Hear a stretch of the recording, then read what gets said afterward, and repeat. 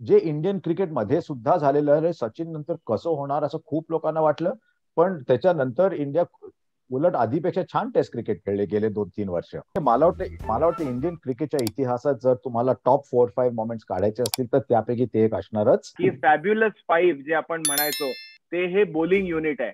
आणि नेहमी आपण म्हणतो की everybody can get a bad day, फक्त त्या सगळ्यांचा बॅड डे एका दिवसात येऊ नये हे स्पोर्ट्समध्ये फार महत्वाचं असतं.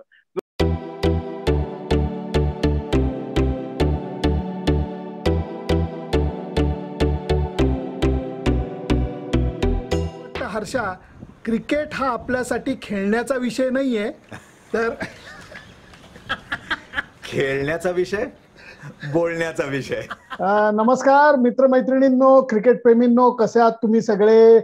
जरा हा दे धमाल गप्पांचा कार्यक्रम थोडासा लांबला. आम्ही तिघही जण वेगवेगळ्या ठिकाणी जरा कामात गडबडीत होतो आणि त्यामुळे जरा थोडासा कालावधी गेला मग जॉईन करतोय. पण काय म्हणजे पहिल्यांदा तुम्हा दोघांना आणि आपल्या सगळ्या बघणाऱ्यांना नवीन वर्षाच्या शुभेच्छा देऊया. कारण 2021 फार भन्नाट गेलं. म्हणजे मला तारीखही आठवते की 19 जानेवारी 2021 ला आपण ऑस्ट्रेलियामध्ये टेस्ट सिरीज जिंकलो. ती माझ्या दृष्टीने सर्वात महत्वाची गोष्ट होती, मोठी गोष्ट होती.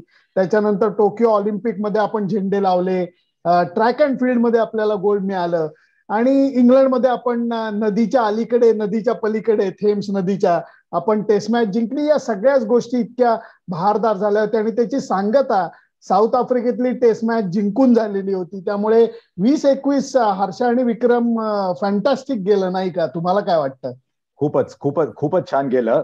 विक्रमने पटकन एक गोष्ट नोटीस केलेलीच असणार, जी आता मी पण नोटीस केली, की आपण कसं पुण्याची माणसं, हैदराबादची माणसं, मुंबईची माणसं, काही लोक कसं अगदी आरामात नदीच्या ह्या काठी आणि नदीच्या त्या काठी, पण आपल्याला कुठली नदी हे कळणारच नाही. टेम्स वाले बाबा, लंडन वाले हे आपलं. आणि कसं मँचेस्टर, अरे त्या गल्लीत तिकडे गेलो. मँचेस्टर मध्ये तर बंगला आहे बाबा साहेबांचा. गेले ओपनिंग बॅट्समन होते ना, सुरुवात त्यांनी मस्त केली, 1-2 लेग साइड वरती फ्लिक केले 4. पण मला एकच कमेंट अशी मारायची की हा जो कार्यक्रम आहे आपला तो खूप महिन्यांनी होतोय. ह्याचं कारण सगळे बिझी होतो नाही, भोगले बिझी होते. Let's be clear.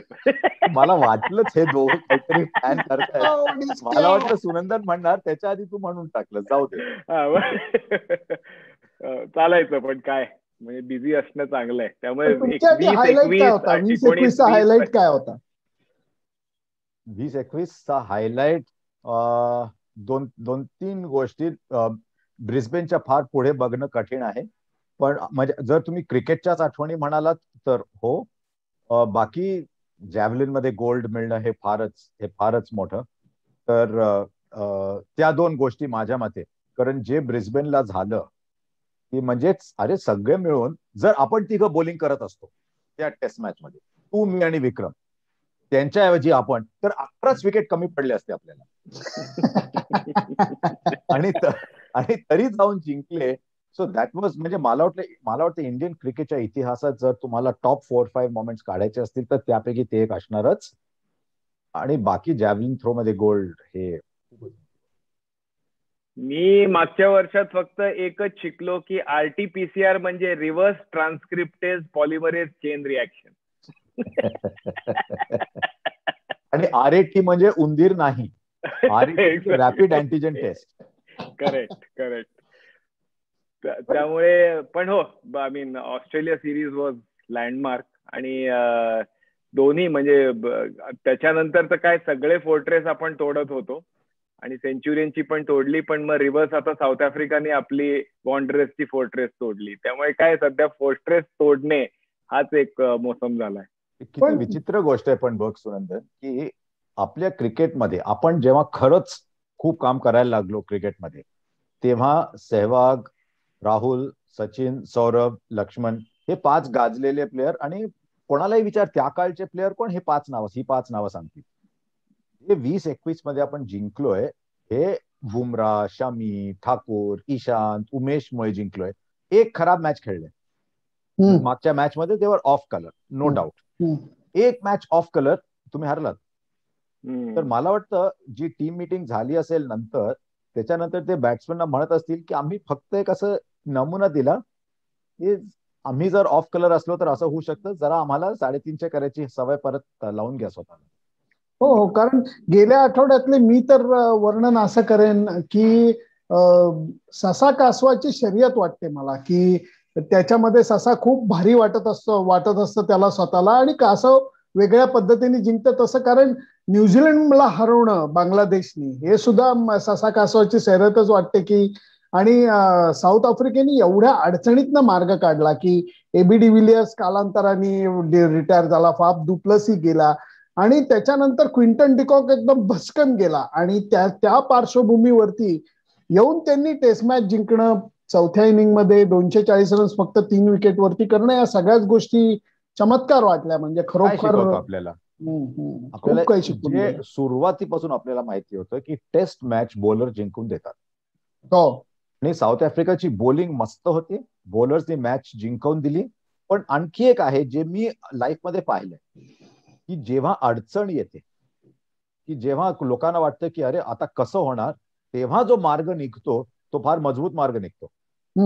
आणि जेव्हा जेव्हा आपल्याला वाटतं की अरे कसं होणार, जे इंडियन क्रिकेटमध्ये सुद्धा झालेलं आहे, सचिन नंतर कसं होणार असं खूप लोकांना वाटलं. पण त्याच्यानंतर इंडिया उलट आधीपेक्षा छान टेस्ट क्रिकेट खेळले गेले 2-3 वर्ष. हो हो. तर जेव्हा आपल्याला आता ब्रिस्बेनची टेस्ट बघ, कोण खेळणार, म्हणजे असं तेव्हा म्हणायचे की कसं सॉफ्टवेअर इंजिनियरना अरे जरा आत बैस नाही तर कंपनी उचलू तुला ट्रकमध्ये जाऊन घेऊन जातील. तसं जर तुम्ही तिथे असता तर तुम्हाला टेस्ट खेळवली असती, अक्षरशः. तरी तुम्ही जिंकलात. कारण आतनं एक शक्ती येते जेव्हा आपल्या स्वतःवर रिस्पॉन्सिबिलिटी असते. जेव्हा सहवाग आहे, सचिन आहे, कपिल आहे, श्रीनाथ आहे, कुंबळे आहे, असं वाटतं की आहे ते जिंकवतील. जेव्हा वाटतं की आपल्याला काहीतरी करायला लागतं तेव्हा वेगळ्याच स्तराचं खेळतात. आणि तुला सांगतो त्यांनी फक्त 50 रन केले, पण ते किगन पीटरसनला बघायला खूप मजा आली. तो मोठा प्लेअर होणार आहे. फक्त मी जास्त बोलत नाहीये कारण मी कुशाल मेंडिस बरोबर पण असं म्हणालो होतो बद्दल. मी माक्रम बद्दल पण असं म्हणालो होतो, पण मला अजून माक्रमवर विश्वास आहे. पण किगन पीटरसनचं मी आता सकाळी एक मस्त इंटरेस्टिंग हे वाचत होतो की त्याला 9 वर्ष डोमेस्टिक क्रिकेट खेळल्यानंतर ऑपॉर्च्युनिटी मिळाली आणि बऱ्याच वेळ बाहेर बसला होता. तर त्या बाहेरच्या काळामध्ये त्यांनी कॅलिस बरोबर खूप वेळ काढला आणि त्यांनी कॅलिस बरोबर खूप बॅटिंग प्रॅक्टिस केली. आणि ती जी तो ठहराव म्हणतो ना आपण, तो कॅलिसचा ठेवराव थोडासा जर का म्हणजे त्याच्यामध्ये आल्यासारखा मला वाटतोय. आणि त्याची जो कंपोजर आहे ते फार मजेदार वाटतंय. पण हर्षा, तुझा पॉइंट मला मगाशी म्हणला तो परफेक्ट होता की फॅब्युलस 5 जे आपण म्हणायचो ते हे बॉलिंग युनिट आहे. आणि नेहमी आपण म्हणतो की everybody can get a bad day, फक्त त्या सगळ्यांचा बॅड डे एका दिवसात येऊ नये हे स्पोर्ट्समध्ये फार महत्वाचं असतं. जो आपल्या मिडल ऑर्डरचा 2 वर्ष येतोय आणि जो आपल्या फास्ट बॉलिंग युनिटचा एका दिवसात आला. नॉर्मली काय असतं, एखाद्याचा वाईट दिवस असतो तर दुसरा सांभाळून घेतो. आणि भीती मात्र हेच असते की कित्येक वेळा सगळ्यांचा बॅड डे एका दिवशी येतो आणि तो इंडियाचा झाला असं मला वाटतं. पण मला ना सुरेंद्र, हा जेव्हा असे संगीतातले शब्द क्रिकेटमध्ये वापरतो ना, खूप मला टेन्शन होतं. ठहराव वगैरे. वा वा. अरे ठहराव वगैरे म्हणाला, आम्हाला ठहराव कुठे, आमचा आवाज कधी ठहर होतच नाही. आमचा असं कापत कापत कापत कापत वर चढतो. आम्हाला ठहराव वगैरे माहित. साऊथ आफ्रिकन विकेट मध्ये बॉल थरथराटच होत असतो, त्यामुळे त्या मानाने ठहराव होता त्याच्याकडे. पण अरे मस्त खेळला. पण आणखी आता आपण आपल्या या प्रोग्रामवर पॉलिटिकल गोष्टी जास्त बोलत नाही, पण साऊथ आफ्रिकन क्रिकेटमध्ये त्याची शॅडो असतेच पूर्णपणे. त्याचा ऑलवेज हे असतं तिथे. त्यांचे 3-4 पैकी 2 बेस्ट बॅट्समॅन सध्या फॉर्मवर कोण आहेत? Keegan Peterson, टेंडा Bavuma. Dean Elgar आहे मस्त, पण करंट फॉर्म टॉप 4 मध्ये हे दोघं आहेत. त्यांचे टॉप बॉलर्स पैकी कोण आहेत? रबाडा आणि अंगिडी. जे तुम्हाला कोटा म्हणायचे लोक, काळे प्लेयर्स खेळवायला लागतात, ते आता तो काळ हळूहळू बदलायला लागला. जेव्हा तुम्ही संधी देता, ऑपॉर्च्युनिटी देता, तेव्हा सगळे वर येऊ शकतात. आणि आता बघ तू, टीम मध्ये 4 की प्लेयर्स सगळे ब्लॅक प्लेयर्स आहेत. हो हो हो. आणि मानाने त्यांनी मिळवलेलं आहे ते. म्हणजे टेंबा बवुमाचं सुद्धा T20 वर्ल्ड कपच्या वेळेला हर्षा आपण पाहिलं की तो चांगला लीडर सुद्धा आहे, की ज्या पद्धतीने त्यांनी क्विंटन डिकॉकचा इश्यू हँडल वगैरे केला. याचा अर्थ खेळण्याच्या बाबतीत तो फिल्डिंग आउटस्टँडिंग करतो आणि लीडर म्हणून सुद्धा तो चांगला आहे. त्यामुळे हा फार महत्वाचा मुद्दा तू मांडलास आणि तो खरा आहे की साऊथ आफ्रिकन क्रिकेटमध्ये जे थोपवलं गेलं होतं, आता उलटी गोष्ट झाली की आता त्याच्यातनं बाहेर येऊन ते टॉप प्लेयर्स म्हणून गणले जात आहेत आणि महत्वाचं ट्रान्झिशन झालेलं आहे. पण एक असतं culture wise, south Africa rugby जिंकले मागच्या वर्षी, सिया कोलिसी त्यांचा कॅप्टन होता आणि he got respect all around the world, कारण त्याचा एक कॅरेक्टर निघून आला त्याच्यातनं बाहेर. मला वाटलं क्विंटन डकॉकच्या एपिसोड मध्ये टेम्बा बवुमाचा कॅरेक्टर निघून आला, कारण तेव्हा मी याची ट्विट पण केलं होतं की मला वाटलं परत क्विंटन डकॉक साऊथ आफ्रिकेसाठी कधी खेळणार नाही, पण कारण एवढ्या सेन्सिटिव्ह मुद्द्यावर त्यांनी अशी मला तर वाटतं चूक केली, पण सगळे चूक करतात ते राहू दे, ती वेगळी गोष्ट. पण त्याला त्यांनी तो म्हणाला की आपलं कल्चर आपल्या सगळ्यांनी समजलंच पाहिजे, पण I respect that he has a point of view. तो का म्हणाला असं, त्याला माहितीये की हा लिमिटेड ओव्हर्स मध्ये मोठा प्लेअर आहे, त्यांनी सांगितलं तुझी चूक झाली पण दार बंद नाही केलं त्याच्यावर. सुपर. हे मला वाटलं आणि तिथेच त्या माणसाची क्वालिटी आणि जे मॅनेजमेंट मध्ये नाहीये ते टेम्बा बावुमा मध्ये आपल्याला दिसलं की अशा सिच्युएशन मध्ये तुम्हाला त्या प्लेअरची हिस्ट्री माहिती आहे, तुम्हाला डिकॉक माहिती आहे, अत्यंत इमोशनल आहे तो, काय त्याला म्हणतात, इव्हन लहानपणी त्यांनी घोळ करण्याचे म्हणजे खूप त्याची प्रोपेन्सिटी आहे.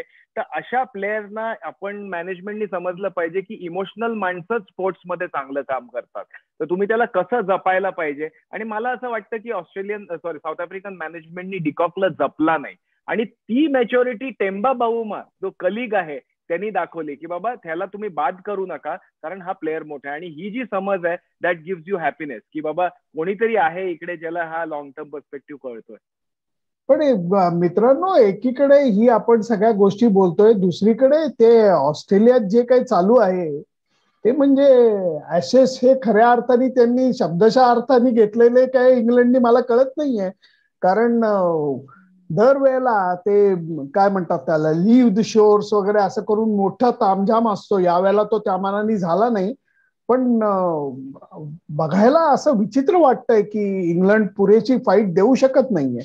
ऑलरेडी एक गोष्ट शिकलो या ऍशेस मधनं की तुम्हाला टीम सिलेक्ट करायची असेल तर ह्या टेस्ट साठी सिलेक्ट करा, पुढच्या टेस्ट साठी नाही.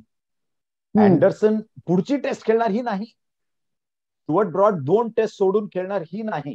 तोपर्यंत सिरीज हारलो तर हारलो, पण ही टेस्ट नाही. आपण टेस्ट ऑलवेज सिलेक्ट करायची पुढची टेस्ट. आत्ताचे 11 सिलेक्ट करा ना तुम्ही, जर त्यांनी टीम बरोबर सिलेक्ट केली असती. आणि मला इंग्लिश क्रिकेटचं सुरुवातीपासून असं वाटतं की आपण कसं सायन्समध्ये थिअरी पण शिकलो आणि प्रॅक्टिकल पण शिकलो. थिअरी शिवाय प्रॅक्टिकल जमत नाही, पण प्रॅक्टिकल नसलं तर तुम्ही थिअरी जाणून काहीच फायदा नाही. ही थिअरी आहे त्यांच्या क्रिकेटमध्ये की पिंक बॉल संध्याकाळी स्विंग होईल तेव्हा आम्ही अँडरसनला ठेवू, म्हणून आता आम्ही ह्या पिचवर खेळणार नाही त्याला. पूर्ण ऍशेस मध्ये England always picked a team for the next test. आणि मला Harsha, correct me if I am wrong, मला असं म्हणजे फार फंडामेंटल लेवलवर बॅटिंग पाहिल्यावर असं वाटलं, म्हणजे जो रूट वगळता, की तयारीच नव्हती असं मला वाटत होतं. की तुम्ही ज्या हिशोबाने ते बॅटिंग करत होते की आपण पाहतो की रोहित शर्मा आणि के.एल. राहुल सुद्धा जेव्हा इंग्लंडमध्ये गेले की एक वाटत होतं की boss the guys are prepared. Out होणं आणि मोठे रन करणं हे थोडंसं लकवर पण अवलंबून असतं, पण ज्या हिशोबाने रॉरी बर्न्स किंवा हमीदनी बॅटिंग केली ते असं बॅटिंग करत होते जसं इंग्लंडमध्ये बॅटिंग करतात. आणि बॅकफुट्स म्हणजे मला असं वाटलं की काय फंडामेंटल टेक्निकल एरर्स झाल्यासारखं इतक्या मोठे प्लेयर्स असताना हे होणं जरा मला कळलं नाही. किती पोलाइट आहेस तू, तयारी कमी वगैरे. आता तू माझी कितीही तयारी करून घेतलीस तरी राग मालकांस गाईन कमी. पण असं आहे की तुम्ही जर का पूर्वी रन बरे केलेले आहेत पण ऑस्ट्रेलियामध्ये तुम्हाला झेपतच नाहीये म्हणजे तुमचं काहीतरी मेजर चुकलेलं आहे ना. इव्हन टेक्निक मध्ये मला नॉन क्रिकेटर सारखं मी असून सुद्धा, म्हणजे नॉन लेवल क्रिकेटर असून सुद्धा मला असं वाटत होतं की व्हॉट आर दे डुईंग. आता नॉर्मली इंग्लिश बॅटिंगवर एवढा प्रश्न पडत नाही, कारण त्यातल्या ते झॅक क्रॉली वगैरे बरे वाटले होते एकेकाळी आपल्याला, पण 2-3 मार्कांच्या प्रश्नावर तुम्ही 100 मार्काच्या एक्झाम साठी सिलेक्ट करायला लागला तर कसं होणार ते. आणि एक मस्त 2-3 स्टॅट्स मी मस्त पाहिले. अरे वा, मस्त मग पण दाखवून दिलं. वेल डन, क्लास. काय बोल मग. जो रूट नंतर ज्यांनी डेब्यू केलं इंग्लंडसाठी कोणाचंही ऍव्हरेज 30च्या वर नाहीये. बापरे. आणि आता हसीब हमीदला त्यांनी आणलं. अरे 70-75 रन होत आहेत त्याच्या 7 इनिंग्स मध्ये, कारण 3 वर्षापूर्वी एकदा छान खेळला तो डॉमिनिक सिबलीला घेतलं. शेवटी त्यांना कळलं की अरे कव्हरच्या पुढे पण शॉट जायला लागतो, बॉल जायला लागतो, तर ते नाही घेता आलं. रोरी बर्न्सला घेतलं काढलं त्यांचं. आणि ऍक्च्युली इफ यू सी 2020 आणि 2021 जगभरात कुठेही ओपनिंग बॅट्समॅन नाही आहेत. आता मी टीम ऑफ द इयर पिक करायला बसलो, रोहित शर्मा, KL राहुलनी नंतर केले, मी जे सिलेक्ट करायला बसलो, पण रोहित शर्मा, KL राहुल, दिमुथ करुणरत्ने, नंतर थोडे डेव्हिड वॉर्नरनी रन केले. पण कुठला काळ होता जिथे तुम्हाला 2-3 ओपनर शोधायला लागतात, आणि रोहित आणि KL राहुल दोघांनी 21 मध्ये सुरू केलं मेन रन करणं. 2020 मध्ये ओपनर्सच नव्हते. Top order, this is the worst batting era that I have seen. आता तुझं वय माझ्यापेक्षा खूप जास्त असल्यामुळे तू आधी बघितलं असेल. नाही, पण हे आर्ट ऑफ बॅट्समनशिपला जरा धक्का लागल्यासारखं वाटतंय, कारण म्हणजे ॲलिस्टर कुक कुठे आहे, म्हणजे कुठं आहे तो, असं शोधायची वेळ आली. इंटरप्ट करायचं नाही मला, पण मागच्या वर्षी एक फर्स्ट क्लास प्लेअर होता कोणीतरी इंग्लंडमध्ये, मला माहित नाही, तो म्हणाला मी खेळतोय अजून इंग्लंडमध्ये, आज on current form, current ability, number 1 opening batsman is Alastair Cook. रिटायरमेंटच्या 2 वर्षांनी. पण धक्का लागलाय, आर्ट ऑफ बॅट्समनशिपला धक्का लागलाय. लोक ऑप्शनच्या बाहेरचे बॉल सोडून एक ते लंबी इनिंग खेळायचा जो एक माइंडसेट असतो तो मिसिंग दिसतोय. आणि हे म्हणजे चांगलं लक्षण नाही, कारण मध्ये सचिन तेंडुलकरशी या विषयावर हे केली, तो त्यांनी सुद्धा ओपनली नाही, पण तो मला म्हणाला की बाबा भीती वाटते की लोकांना ते जे असतं की अहंकार सोडून तुम्ही विजय मिळवायचा, बोलर्सना मान द्यायचा आणि नंतर तुम्ही रूल करायचं वगैरे, ह्या गोष्टी करायला म्हणजे इतकी मजा यायची की putting a price tag on your wicket वगैरे पेक्षाही तो म्हणला की बॅटिंगला गेल्यानंतर सगळेजण माझी विकेट काढण्यासाठी आतुरलेले. ही गोष्टच इतकी मजेदार वाटायची आणि त्याच्यातनं मोटिवेशन मिळायचं आणि त्याच्यातनं मोठी खेळ करायचा आम्ही प्रयत्न करायचो. मी काय, राहुल काय, असं होतं, लक्ष्मण काय, हे तो सांगत होता. तेव्हा ते आर्ट ऑफ बॅट्समनशिपला थोडासा धक्का लागलाय असं वाटतं. रिस्पेक्ट हा तू खूप मोठा शब्द वापरलास, कारण आजकाल नवीन प्लेयर्स T20 मध्ये येत आहेत. आधी टेस्ट मध्ये T20 ला गेले, तर T20 मध्ये टेस्टला येतात. एक्झॅक्टली. T20 मध्ये तुम्ही रिस्पेक्ट नाही करत बॉलला, आणि त्यामुळे लेग स्पिनर्सना एवढे विकेट्स मिळतात. लेग स्पिनर्सना टेस्ट क्रिकेटमध्ये रिस्पेक्ट करायला लागलात की विकेट्स मिळत नाही, पण T20 मध्ये मिळतात. तर तुम्हाला जर रिस्पेक्ट करायचं असेल त्यांना, तर तेवढी एक ह्युमिलिटी लागते की अरे हा जो अर्धा तास आहे ना, हा माझा नाही आहे, हा अर्धा तास त्याचा आहे. पण त्याच्या अर्ध्या तासात मी आउट नाही होणार. मी रिस्पेक्ट करेन, मी मानेन की बाबा तुझा काळ आलाय, पण मी आउट नाही होणार. तुला रिस्पेक्ट आहे पण आउट नाही होणार, कारण किती वेळ तू बॉलिंग, अर्ध्या तासानंतर दुसरा येईलच ना. हा जो ह्युमिलिटी असते. पण हर्षा, तू आता बघितलंय की I get what your point on humility, पण मला असं लक्षात आलं लेटली ज्या पिचेस मी पाहिल्या आहेत, म्हणजे ऑस्ट्रेलिया, साऊथ आफ्रिकामध्ये, ऑस्ट्रेलियाच्या विकेट्स पाटा झाल्या होत्या, पण ज्या आपण चांगल्या विकेट्स आहेत, ज्या बॉलर फ्रेंडली विकेट्स आहेत, त्याच्यामध्ये असं लक्षात आलेलं आहे की बराच काळ बॉल इज डुईंग समथिंग, म्हणजे इव्हन साऊथ आफ्रिकन विकेट्स मध्ये. त्यामुळे how applicable this 30 minutes in today's time, that is one question. Second is positive intent. हे जे 2 शब्द आहेत ना, ह्याच्यामध्ये बराच घोळ झालाय असं मला वाटतं, from a cricketing point of view, from a new modern age batting point of view. कारण even Pujara 50 knock which he played the other day was not a Pujara knock. Was for the first time you saw Pujara playing in an intent which is not actually Pujara. Or maybe की तोच पुजारा होता आणि त्यांनी स्वतः ओळखलं नाही इतके वर्ष. नाही, मला असं नाही वाटत. कारण तुम्ही त्याचे गेल्या 10 वर्षाचे इनिंग्स पहा, तुमचं त्याचं डोमेस्टिक क्रिकेटचं 3 300 मारलेले तुम्ही पहा की पुजारा सारखीच बॅटिंग करत होता. आणि एल्गरनी सुद्धा इंटरेस्टिंगली 4च्या रन रेटनी त्या दोघं खेळले आहेत.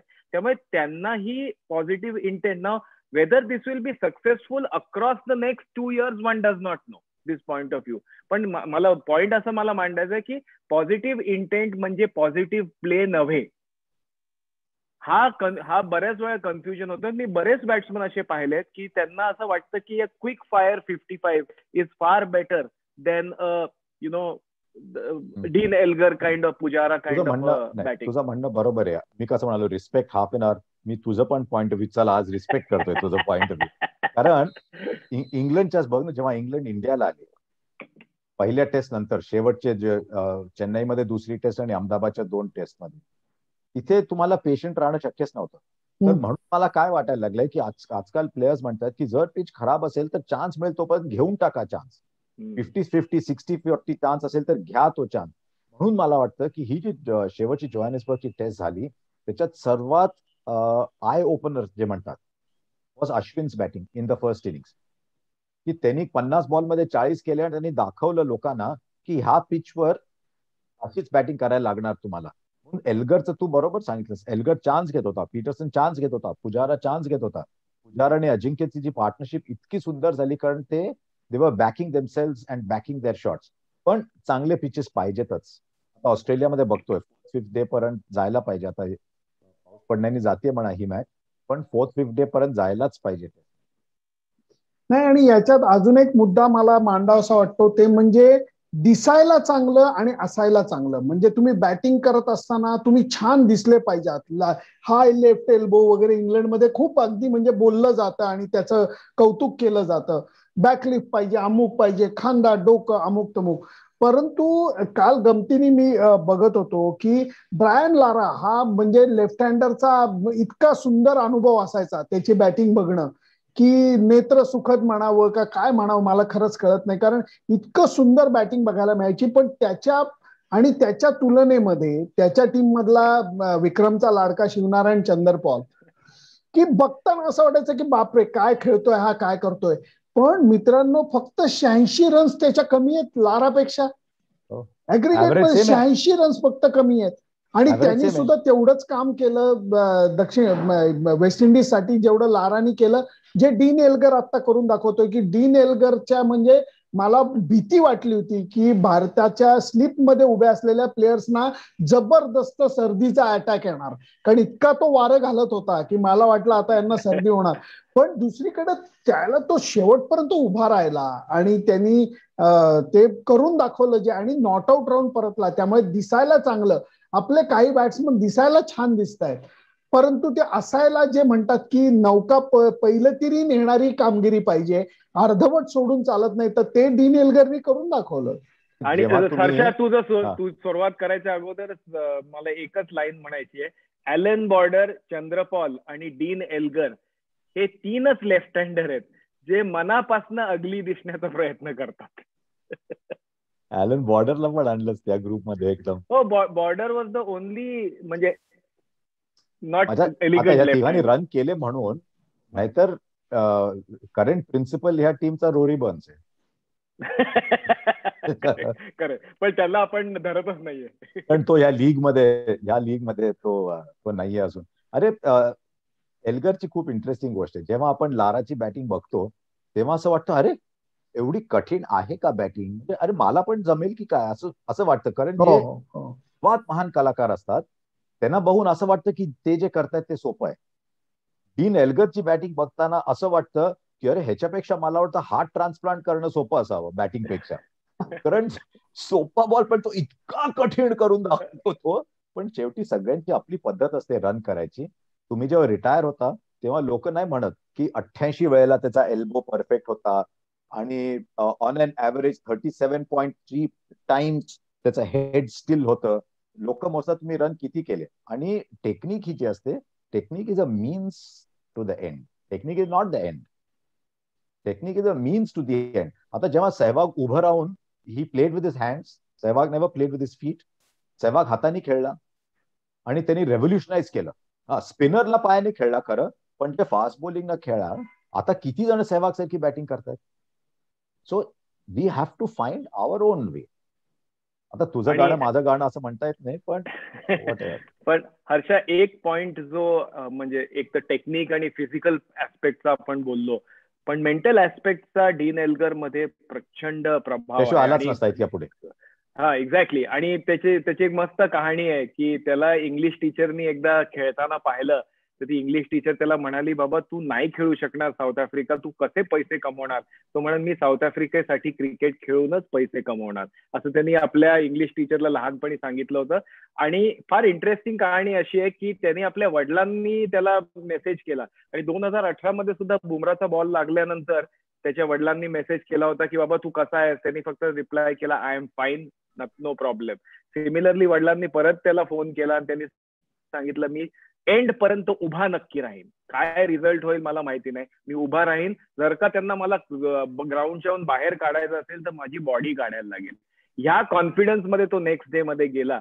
याचा अर्थ की इकडे काय आहे तो मनुष्य, ह्याचं आपल्याला एक उदाहरण मिळालं. अरे पण हे लहानपणी टीचर्सनं सांगितलेल्या गोष्टी खूप खूप इंटरेस्टिंग होऊ शकतात.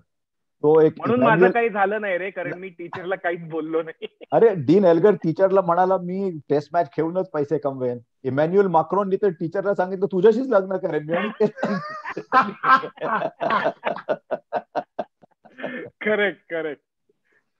पण जसं बस फ्रेंच गव्हर्नमेंटचं काही सांगता येत नाही. आज त्यांनी ओपनली सांगितलंय जोकोविचला की आम्ही तुला खेळायला परवानगी देऊ, विषय संपला. म्हणजे now it is one slam versus the other. काय पण एक तू नोटीस केलंय का, एवढा वेळ झाला आपण इंडियन क्रिकेट बद्दल हार्डली बोललोय आज.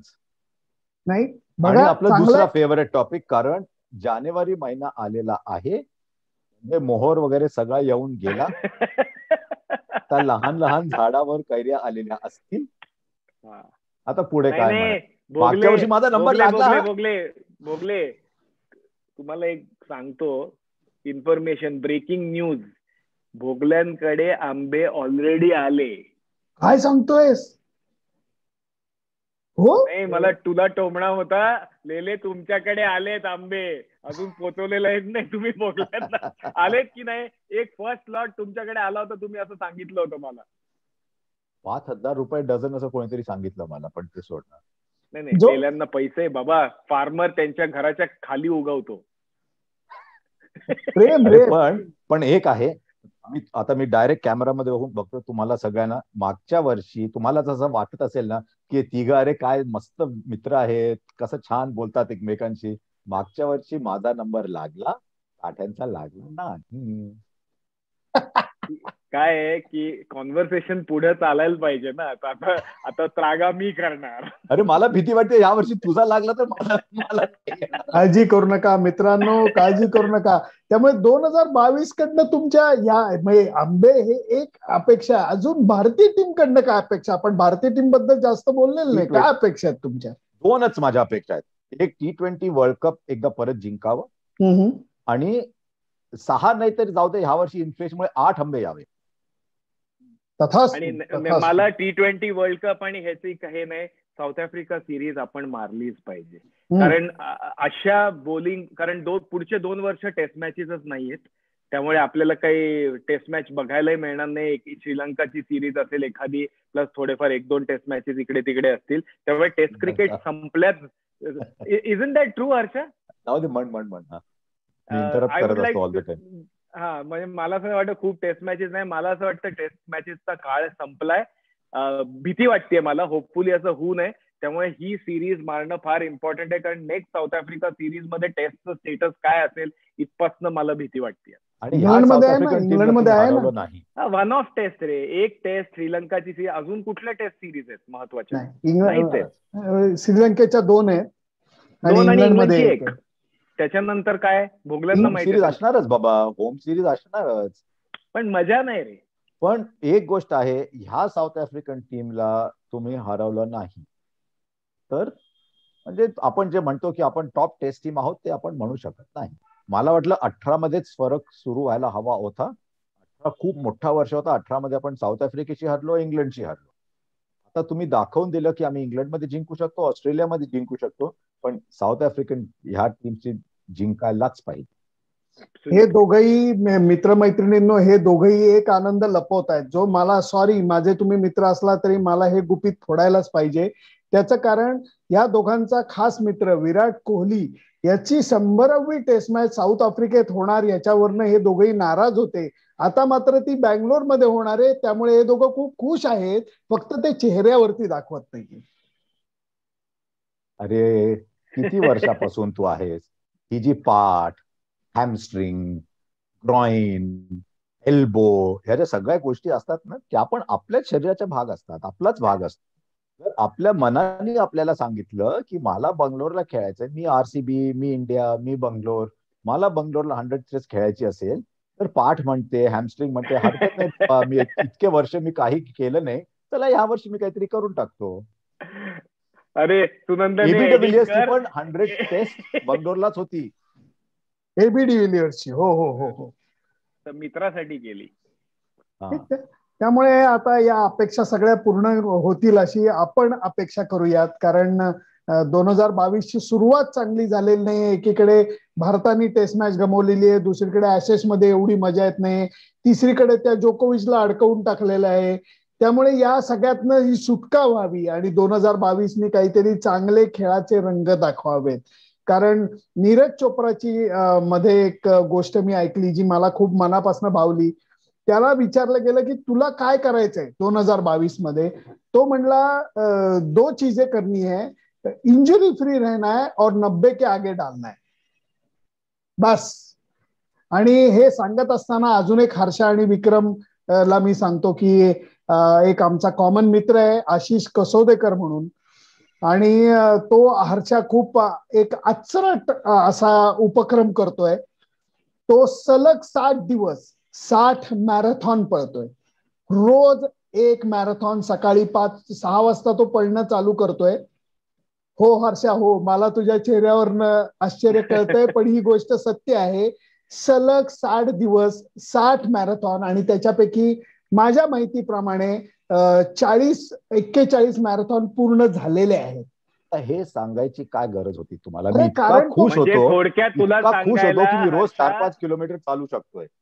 झाल्यानंतर व्यायामाला जा असं लेले म्हणतात तुम्हाला. पण आणि हर्षा तो तरुण वगैरे नाहीये, तो 50 वर्षाचा मित्र आहे, परंतु त्याची जिद्द अचाट आहे आणि त्यांनी हे पण हर्षासाठी तरुण आहे तो. हे दुसऱ्यांदा झालंय बघतो मी. पहिला तू मारला होता, मी टेबल टेनिस सारखा रिटर्न केला. आम्ही लहान असताना आम्हाला सांगायचे की मोठ्यांचा आदर केला पाहिजे, बघ ना पाहिजे, काय जरा वाकून नमस्कार केला पाहिजे. हो मग पण तू यंग आहेस, तुला कसं मी करणार आता कॉम्प्लिमेंट दिलं की नाही. पण जे सुनंदन म्हणाला 90 के आगे करना है. परवाच एक गोष्ट वाचली आपण, तो इबादत हुसेन म्हणून आहे बांगलादेशचा प्लेअर, तो व्हॉलीबॉल प्लेअर होता, तो क्रिकेटमध्ये येऊन 6 विकेट घेतल्या त्याने. Air force officer. हा, जॅव्हलिन थ्रोअर म्हणाला मुझे 90 के आगे करना है, म्हणजे स्पीड तर झालीच त्याची 90च्या पुढे. नाही, हे 90ची स्पीड केव्हाच झाली होती, कारण बिशन सिंग बेदी शोएब अख्तरला जॅव्हलिन थ्रोअर म्हणालेले. अरे पण रॉजर बिनी पण जॅव्हलिन थ्रोअर होता, त्याच्या ऍक्शन मध्ये दिसतं ना. सुंदर. अरे 83 पाहिला का कोणी? मी पाहिला. मला का माहित नाही, बघावंसं नाही वाटलं. I don't know Y. नाही बघूया असं वाटलं. मग वाटलं की अरे मला लिटरली बॉल बाय बॉल आठवते ती मॅच. मला त्याच्यामुळे झालं, पण सिनेमा फील गुड साठी चांगला आहे असं म्हणतात, पण बॉक्स ऑफिस नीट नाही केलं यार, मला कळत नाही. हे कोविडमुळे असेल. कोविडचा प्रॉब्लेम सांग. कारण काही लोक म्हणाली की अरे डॉक्युमेंटरी वाटते, काही लोक म्हणाली की माहिती होतं, काही लोक म्हणतात की जी यंग पिढी आहे, जी जास्त सिनेमे बघतात, त्यांना 83चं एवढं काही उरलेलं नाही. त्यांना म्हणजे हिस्ट्री बुक वाचल्यासारखं वाटतं. हो, आणि दुसरं काय झालंय की गेले 40 वर्ष आपल्याला ते फुटेज मोहिंदर अमरनाथ पळताना सारखेच दाखवत होते, त्यामुळे मग ते नाविन्य राहिलं नाही. आणि लोकांना सांगायला लागेल की आपल्या करिअरमध्ये संधूंनी दुसरा बॉल पण टाकला, एकच नाही, बरेच बॉल टाकले. नाही पण एक म्हणजे मी पुढच्या जनरेशन, तुम्ही जर कोणी बघत असला तर 83नी मार्ग दाखवला खूप लोकांना, आणि अजूनही आपल्या इतिहासात 83ची जागा असणारच. म्हणून मला वाटलं की का लोकांनी पाहिला नाही, का सिनेमाकडनं अपेक्षा वेगळी असते, डॉक्युमेंटरीकडनं अपेक्षा वेगळी असते. हे इंटरेस्टिंग असेल म्हणजे एकदा. अरे पण त्याचं फार इंटरेस्टिंग असं आहे की कोविडही म्हणता येणार नाही, कारण त्याच कालावधीमध्ये स्पायडरमॅननी सगळे रेकॉर्ड तोडले. आणि त्याचं काय पुष्पा? हो, ते वेगळंच. सॉरी, कळलं नाही. पुष्पा त्याची अशी ऍक्शन आहे, त्या अल्लू अर्जुनची ही ऍक्शन आहे. पुष्पा असं करून तो काहीतरी आपल्या पिढीला पुष्पा हे टिअर्सच माहिती फक्त. एक्झॅक्टली. आणि आता हा दुसरा पुष्पा, कारण ते एकदम सॉफ्ट सिनेमा होता, हा एकदम काय म्हणतात साऊथ इंडियन दबंग सिनेमा आहे, पण त्यांनी दंगा केलाय. पण सुनंदन, जसं तो मगाचा पॉइंट होता ना, जर का सगळी मुलं थिएटरमध्ये जाऊन स्पायडरमॅन पाहिलाय पण त्यांनी 83 नाही पाहिला, हे झालंय. आणि यंग लोक सिनेमा पाहतात. बरोबर आहे हर्षा, तुझा पॉइंट परफेक्ट आहे. ऍज युजल हर्षाचं सगळंच बरोबर असतं. म्हणजे मला वाटलं तू म्हणशील की यंग लोक बघतात, मी बघितलं तू बघितलं नसशील, पण जाऊ दे, ती वेगळी गोष्ट. पण आमची तेलुगू लोक बघ ना, बाहुबली, पुष्पा, वेगळ्या लेवलला. अरे नाही, तिथलं प्रोफेशनलिझम आणि तिथलं स्टँडर्ड वगैरे इज समथिंग एल्स. मी जे हैदराबाद सोडलं, त्या हैदराबादचा आणि आजच्या हैदराबादचा काहीही संबंध नाही. अम्बिशन ती आली आहे. मला आठवतं मी 90s मध्ये लिहिलं होतं की ambition left it's nemesis satisfaction behind. Ambition nemesis is satisfaction.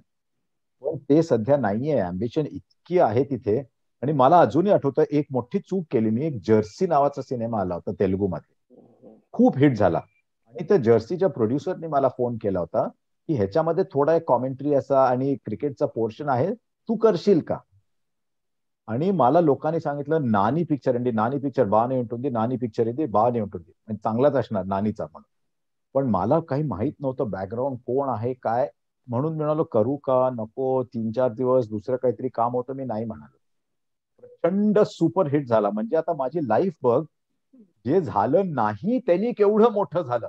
तुला माहितीये, मला स्लमडॉग मिलियनर लोकांचा मला फोन आला होता तेव्हा की डॅनी बॉयलला भेटायचंय.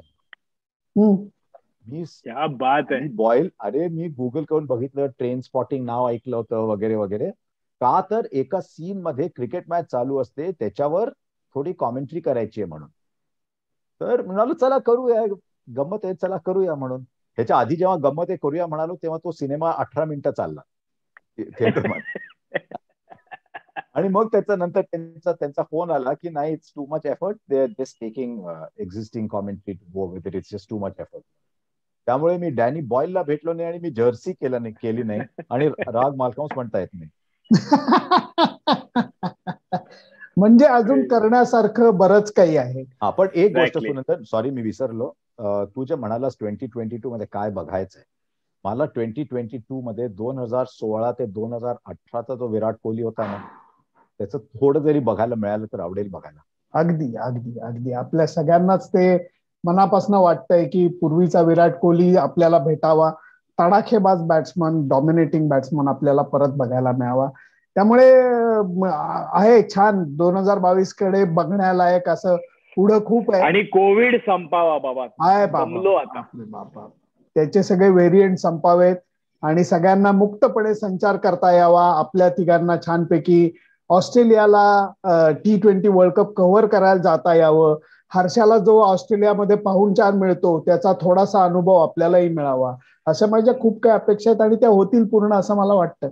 बघूया. कारण अरे परवा भोगले लेल्यांचं बुकिंग पण झालंय. मला कुठे ते पण मी सांगेन आता थोड्या वेळाने, तुला विचारलं तर. पण हो, अरे आपण कधी डिसेंबर 14 मध्ये आपण रात्री थंडीत आईस्क्रीम खाल्लं होतं मेलबर्नला. काय काय गोष्टी केल्यात आपण. पण अरे तुला काय सांगणार होतो आता, विराट 2016-18 विसरलो. चल काहीतरी सांगणार होतो. ऑन दॅट नोट काहीतरी सांगणार होतो, विसरलो. नाही पण पुढच्या कोविड अरे कोणीतरी परवा एक व्हॉट्सअप फॉरवर्ड चाललंय सगळीकडे की सगळ्या देशात आपलं व्हेरियंट येत आहे, हे सगळं सोडा, एनडीआर कोविड वर्ल्ड कप खेळू, तुमचं व्हेरियंट वर्सेस आमचं व्हेरियंट. पण खरं मला ना, म्हणजे एका मॅच मध्ये आता कुठली होती T20 वर्ल्ड कप मध्येच, पाकिस्तान वर्सेस कुठली दुसरी टीम होती, छोटी टीम होती, आणि इतका क्राऊड होता. आम्ही क्राऊडच्या म्हणजे बाउंड्री लाईनच्या ह्या साईडने आम्ही ICCचा जो प्री मॅच प्रोग्राम असतो तो करत होतो. आणि एका त्यांनी इतकं छान वाटलं की ते पाकिस्तानी लोक काहीतरी म्हणतायत, काही लोक मुद्दाम थोडं टॉन करतायत, काही लोक म्हणजे नॉर्मली ते खूप पोलाइट असतात, पण इतकं छान वाटलं की आपण इथे काम करतोय, तिकडनं लोक मेसेज करतायत, तुम्हाला वेव्ह करतायत, त्याच्याशी जाऊन थोड्या गप्पा मारल्या. हे क्रिकेट आहे. तर विक्रम म्हणतो ते बरोबर आहे, पुरे झालं. मिळेल तसं परत एकदा आपल्याला ऑस्ट्रेलियामध्ये अनुभवायला मिळेल. इंग्लंडमध्ये जी एकमेव टेस्ट मॅच आहे ती सुद्धा महत्वाची आहे, त्याच्यामध्ये अनुभव मिळेल अशी आपण अपेक्षा करूयात. आणि होतात गोष्टी योग्य वेळी योग्यच ठिकाणी येतात. परत ब्रिटिश टेलिकॉम, ब्रिटिश रेल वगैरे सगळ्यांनी तुला कॉन्टॅक्ट केलं की नाही तिकिटांसाठी? पण इंग्लंडचं तिकीट काढलंय, ऑस्ट्रेलियाचं हे जरा जास्त बोलतोय उगाच काहीतरी माझा मित्र विक्रम साठे, परंतु इंग्लंडचं तिकीट मात्र मी काढलं. अरे कुठल्या विनियार्ड मध्ये किती वाहीन प्यायची हेही लेल्यांनी ठरवलंय. मग काय जास्त कशाला, हे आहे ते आहे. आता लोकांना कळलं पाहिजे की आयसीसीचा जो कॅलेंडर असतं ते सुनंदनची बुकिंग बघून ते ठरवतात. अरे जेफ बेझोसनी जेवढं प्लॅनिंग केलं नसेल ना तेवढं हे मी केलं. तू प्लॅनिंग सर्वात महत्वाचं केलं नाही ते आम्हाला सगळ्यांना माहितीये. आता कुठलं एकटा राहतो.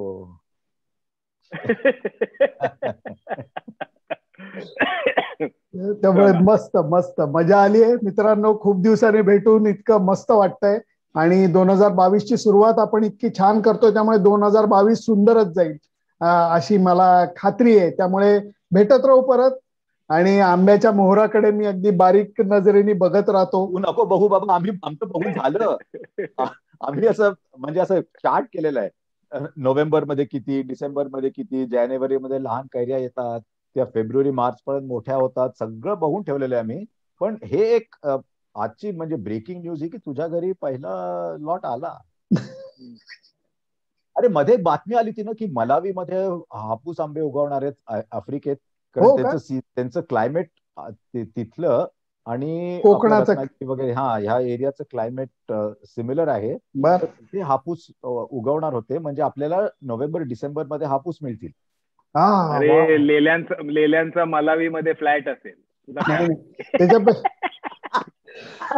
त्याच्यापेक्षा मी एप्रिल मे ची वाट बघणं पसंत करीन. त्याच्यापेक्षा मी एप्रिल मे ची वाट बघणं पसंत करीन. लेलेवी